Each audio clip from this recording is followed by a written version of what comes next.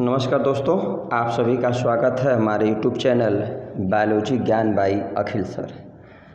आज हम लोग जानेंगे एक बहुत ही महत्वपूर्ण टॉपिक के बारे में जिसका नाम है theory of starch sugar inter conversion. आज के वीडियो में हम लोग जानेंगे theory of starch sugar inter conversion क्या है, इस थियरी को किसने दिया था, किन किन वैज्ञानिकों ने इस थियरी को सपोर्ट किया था, इस थियरी को किस लिए दिया गया था, इसका उद्देश्य, इसके पीछे का एम क्या था। इस थियरी के अनुसार पीएच का क्या महत्व है, फास्फोराइलेज एंजाइम क्या है, क्या फंक्शन होता है, इसके बारे में हम लोग जानेंगे। स्टोमेटा की ओपनिंग कैसे होती है, क्लोजिंग कैसे होती है, और लास्ट में इस थियरी की डिमेरिट जानेंगे।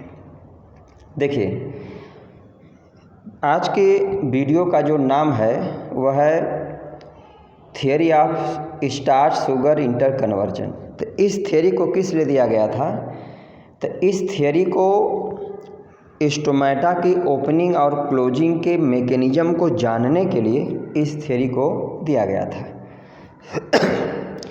इस थियरी में बताया गया कि जो स्टोमेटा में जो गॉड सेल्स होती हैं, जिसको स्टोमेटा को जो कवर किए रहती हैं, गॉड सेल्स में स्टार्च की मात्रा कब अधिक होती है, कब स्टार्च की मात्रा कम होती है, फास्फोराइलेज एंजाइम लो पीएच पर क्या फंक्शन करती है, हाई पीएच पे क्या फंक्शन करती है, ये तमाम सारे पॉइंट को हम लोग एक एक करके जो है कि जानते हैं। अब हम लोग पॉइंट पे आते हैं। देखिए, ये प्रश्न अगर पूछा जाए कि theory of starch sugar inter conversion क्या है, या इस थियरी को देने का पीछे का उद्देश्य क्या है, तो हम लोग यही बताएंगे कि थियरी ऑफ स्टार्च शुगर जो कि इंटर कन्वर्जन स्टोमेटा की ओपनिंग और क्लोजिंग के व्याख्या के लिए दी गई थी। मीनिंग इस थियरी के द्वारा ये जानने का प्रयास किया गया कि स्टोमेटा कैसे ओपन होता है, कैसे क्लोज होता है, मतलब दिन में ओपन क्यों होता है और रात में क्लोज क्यों होता है। इस थियरी को दिया किसने था और सपोर्ट किसने किया, तो इस थियरी को देने का जो श्रेय है वह लॉयड करके वैज्ञानिक है। 1905 में इन्होंने थियरी को दिया था, और इस थियरी को सपोर्ट करने का श्रेय लॉफ्टफील्ड और सायरे नामक वैज्ञानिक को जाता है। लॉफ्टफील्ड ने 1921 में और सायरे ने 1926 में इस थियरी को सपोर्ट किया और इसमें कुछ माइनर जो कि चेंजेज करके बताए। इस थियरी के अनुसार क्या था कि amount of starch in guard cell increases during night and decreases during day time. ये थियरी ये भी बताई कि गॉड सेल में स्टार्च की मात्रा जो होती है रात के समय में क्या होती है, बढ़ती है, और दिन के समय में घटती है। अभी हम लोग आगे जानेंगे इसके पीछे का रीजन क्या है। इस थियरी के अनुसार स्टार्च क्या है, इनसॉल्युबल है, और ग्लूकोज 1 फास्फेट क्या है, सॉल्युबल है। तो एक एंजाइम फास्फोराइलेज है। फास्फोराइलेज एंजाइम क्या करती है, हाई पीएच पर स्टार्च को ग्लूकोज 1 फास्फेट में चेंज कर देती है, और यही एंजाइम लो पीएच पर ग्लूकोज 1 फास्फेट को इनसॉल्युबल स्टार्च में बदल देती है। अब पीएच लो कैसे होता, हाई कैसे होता, अभी हम लोग आगे ओपनिंग क्लोजिंग जब देखेंगे तो जानेंगे। सायरे ने बताया कि opening and closing of stomata depend upon the change in pH of guard cell. मतलब सायरे साहब ने ये बताया कि स्टोमेटा की ओपनिंग और क्लोजिंग के लिए पीएच क्या महत्वपूर्ण फैक्टर है, मतलब पीएच के द्वारा ओपनिंग क्लोजिंग होती है। Stomata open at high pH, stomata high pH पे pH 7 के आसपास ओपन होता है, और क्लोज होता है लो पीएच पर नियर अबाउट pH 5 पर। तो अब हम लोग जानते हैं कि ओपनिंग क्लोजिंग कैसे होती है, इस पॉइंट को हम लोग इसके बाद देखते हैं। देखिए, इस थियरी के अनुसार पहले हम लोग जानेंगे कि स्टोमेटा क्लोज कैसे होता है, या स्टोमेटा की क्लोजिंग के लिए कौन सा फैक्टर उत्तरदायी है। देखिए, इस थियरी के अनुसार क्या था, पहला पॉइंट कि during night CO2 concentration in intercellular space accumulated, मतलब बढ़ता है। इस थियरी के अनुसार सबसे पहला पॉइंट ये था कि रात के समय में जो गॉड सेल्स हैं स्टोमेटा की, उनमें CO2 की मात्रा क्या होती है, बढ़ती है। अब रात में CO2 की मात्रा क्यों बढ़ेगी, इसके पीछे का रीज़न है कि रात में लाइट नहीं होती है, तो प्रकाश संश्लेषण नहीं होगा, तो प्रकाश संश्लेषण नहीं होने से CO2 जो बनेगी, अब प्रश्न है CO2 कैसे बनेगी, तो कोई भी लिविंग सेल्स है तो उनमें रेस्पिरेशन के द्वारा क्या होती है, CO2 का फॉर्मेशन होता है। तो दिन में CO2 का यूज प्रकाश संश्लेषण में कर लिया जाता है, जबकि रात में लाइट के एब्सेंस में CO2 का यूज नहीं हो पाता है। तो इस कारण से रात के समय में CO2 की मात्रा जो होती है वो इंटरसेलुलर स्पेस में क्या होती है, बढ़ जाती है। अब दूसरा पॉइंट है pH of cell shape of guard cell is reduced. अब दूसरा प्रश्न सबसे इंटरेस्टिंग है कि CO2 की मात्रा बढ़ने से pH कम क्यों हो जाता है। देखिए इसके पीछे का रीज़न यहाँ पे हम लोग देखते हैं। जब CO2 की मात्रा अधिक हो जाएगी तो CO2 क्या करेगा, वाटर मॉलिक्यूल से रिएक्ट करता है और वाटर मॉलिक्यूल से रिएक्ट करके H2CO3 कार्बोनिक एसिड का फॉर्मेशन करता है। फिर एक कार्बोनिक एसिड जो है H+ प्लस HCO3 मतलब हाइड्रोजन आयन और बाई कार्बोनेट आयन में क्या होता है, ये जो कि कार्बोनिक एसिड टूट जाता है। तो यहाँ पर इस H+ की मात्रा बढ़ने के कारण क्या है, H+ की मात्रा जैसे जैसे बढ़ती जाती है गॉड सेल का pH क्या होगा, डिक्रीज होगा। तो इस देखिए इसके पीछे का रीजन यही है, जब CO2 बढ़ेगा तो CO2 बढ़ने के कारण जो कभी जो बताया गया कि हाइड्रोजन आयन की मात्रा बढ़ने से pH जो होगा क्या करेगा, कम हो जाता है। और जब pH कम हो जाएगा तो soluble sugar converted into starch by phosphorylase. अभी हम लोग यहाँ पे पढ़े इस वाले पॉइंट पर कि जो फास्फोराइलेज एंजाइम है, देखिए फास्फोराइलेज एंजाइम क्या है, ये एरो इधर है, मतलब फास्फोराइलेज एंजाइम लो pH पर ग्लूकोज 1 फास्फेट को स्टार्च में बदलती है और हाई pH पर स्टार्च को ग्लूकोज 1 फास्फेट में। तो pH लो है तो सॉल्युबल ग्लूकोज 1 फास्फेट को इनसॉल्युबल स्टार्च में बदल देगी। तो अब क्या होगा कि सॉल्युबल शुगर जो होता है वह इनसॉल्युबल स्टार्च में कन्वर्ट हो जाए, किसके द्वारा, फास्फोराइलेज के द्वारा। तो जब सॉल्युबल शुगर इनसॉल्युबल में मतलब कन्वर्ट होगा तो गॉड सेल के अंदर क्या होता है, शुगर की मात्रा क्या है, रिड्यूस हो जाएगी, क्योंकि ये सॉल्युबल से इनसॉल्युबल में क्या जो कन्वर्ट हुआ। तो अब इसके द्वारा क्या हो जाएगा कि osmotic pressure of guard cell is reduced. तो जो सॉल्युबल शुगर है जब इनसॉल्युबल में बदलेगा तो गॉड सेल के अंदर ऑस्मोटिक प्रेशर जो होगा शुगर का वह घट जाएगा। अब जब ऑस्मोटिक प्रेशर घट जाएगा तो water from guard cell diffuse outside by exosmosis. तो इसके परिणाम स्वरूप गॉड सेल से जो वाटर जो सॉल्वेंट होगा वह गॉड सेल से बाहर मीजोफिल सेल में जाएगा, और जब वाटर गॉड सेल से मीजोफिल सेल में जाएगा तो क्या हो जाएगा, जो गॉड सेल्स हैं वो फ्लैक्सिड सिकुड़ जाएंगी, और जब गॉड सेल्स सिकुड़ जाएंगी तो स्टोमेटा क्या होगा, क्लोज हो जाएगा। इसके पहले अगर हम लोग इसके छोटा सा डायग्राम देखे थे, देखिए जैसे क्या है कि ये स्टोमेटा का पोर है, इसमें ये दो क्या है, गॉड सेल, एक साइड इधर है और एक गॉड सेल क्या है, इधर है। ये दो क्या है, गॉड सेल है। तो जब गॉड सेल फ्लैक्सिड होती है तो स्टोमेटा क्या रहेगा, क्लोज रहता है। अब यहीं पे जब इसमें क्या हो जाएगा कि अब जब गॉड सेल वाटर के द्वारा ऐसा फ्लैक्सिड, एक गॉड सेल इधर फ्लैक्सिड होकर आ गई, एक गॉड सेल इधर आ गई, तो जब गॉड सेल के अंदर वाटर जाएगा और गॉड सेल टर्जिड होगी तो टर्जिड होने पर दोनों गॉड सेल दो तरफ खींच जाती हैं, तो ये स्टोमेटा जो पोर है ये क्या करेगा, ये ओपन हो जाता है।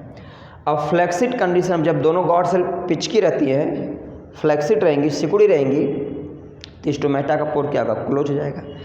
तो एक लाइन में अगर ना समझ में आओ तो फिर से हम लोग इसको देखते हैं कि स्टोमेटा की क्लोजिंग इस थ्योरी के अनुसार कैसे होती है। देखिए ये थ्योरी ये कहती है कि रात के समय में प्रकाश संश्लेषण नहीं होता है, तो प्रकाश संश्लेषण के न होने से CO2 की मात्रा गॉड सेल में बढ़ जाएगी, जिससे CO2 जो है वाटर मॉलिक्यूल से रिएक्ट करके एसिड का फॉर्मेशन करेगी। कौन सा एसिड बनेगा, तभी हम लोग पढ़े कार्बोनिक एसिड।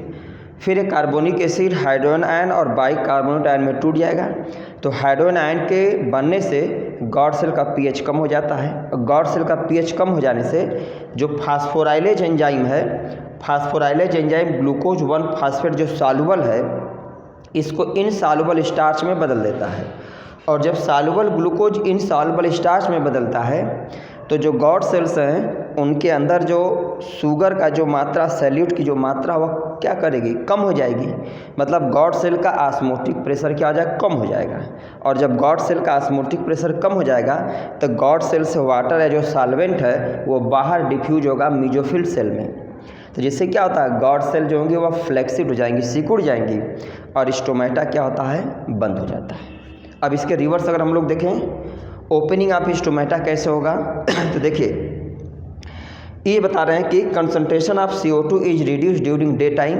इस थ्योरी के अनुसार दिन के समय में CO2 की मात्रा क्या होगी, कम हो जाएगी। कम क्यों हो जाएगी, तो इसका आंसर है कि दिन में लाइट उपस्थित होगी तो लाइट के प्रेजेंस में प्रकाश संश्लेषण होगा, तो प्रकाश संश्लेषण में जो CO2 बनती है उनका यूज हो जाता है। तो दिन में CO2 की मात्रा क्या होगी, कम होगी। तो pH of cell shape of guard cell increases, तो गॉड सेल का pH क्या करेगा, बढ़ जाएगा। बढ़ कैसे जाएगा, तो इसका आंसर ये है कि जब दिन के समय में CO2 की मात्रा क्या करेगी, बढ़ेगी नहीं। तो जब CO2 की मात्रा नहीं बढ़ेगी तो CO2 H2O से रिएक्ट नहीं करेगा और कार्बोनिक एसिड का फार्मेशन नहीं होगा। और जब कार्बोनिक एसिड का फार्मेशन नहीं होगा तो हाइड्रोजन आयन और बाइकार्बोनेट आयन में टूटेगा नहीं, और जब इसमें टूटेगा नहीं तो हाइड्रोजन आयन की मात्रा बढ़ेगी नहीं, और जब हाइड्रोजन आयन की मात्रा नहीं बढ़ेगी तो pH क्या करेगा, कम तो होगा नहीं, pH बढ़ेगा। तो इसके कारण क्या होता है, pH जो गॉड सेल का क्या करेगा, इंक्रीज कर जाएगा। और जब pH गॉड सेल का बढ़ जाएगा तो starch is converted into soluble sugar, किसके द्वारा, एंजाइम फास्फोराइलेज के द्वारा। अभी हम लोग पढ़ें कि जब pH अधिक हो जाएगा तो फास्फोराइलेज एंजाइम हाई pH पर इन सॉल्युबल स्टार्च को किस में बदलेगी, ग्लूकोज 1 फास्फेट में। तो जब स्टार्च ग्लूकोज 1 फास्फेट में बदल जाएगा तो गॉड सेल के अंदर क्या आ जाएगा, शुगर की मात्रा बढ़ जाएगी।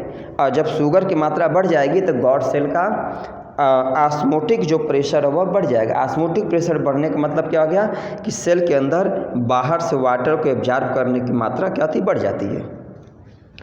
तो अब क्या है, osmotic pressure of guard cell increases. जब ऑस्मोटिक प्रेशर इंक्रीज हो जाएगा तो क्या हो जाएगा, water from mesophyll cell, water जो होगा वो सराउंडिंग सेल से या मेसोफिल सेल से कहाँ पे आएगा, diffuse into the guard cell, guard cell के अंदर आएगा।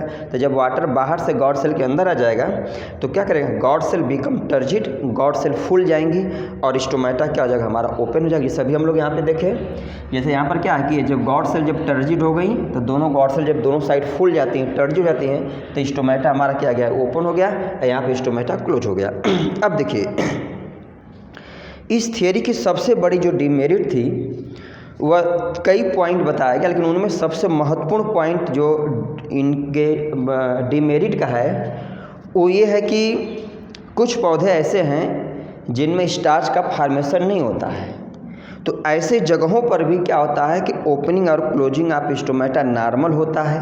इसका मतलब ये थ्योरी क्या गलत। सबसे देखिए बड़ी डिमेरिट क्या थी कि in many monocot plant such as onions guard cell completely lack starch but stomata open and close normally.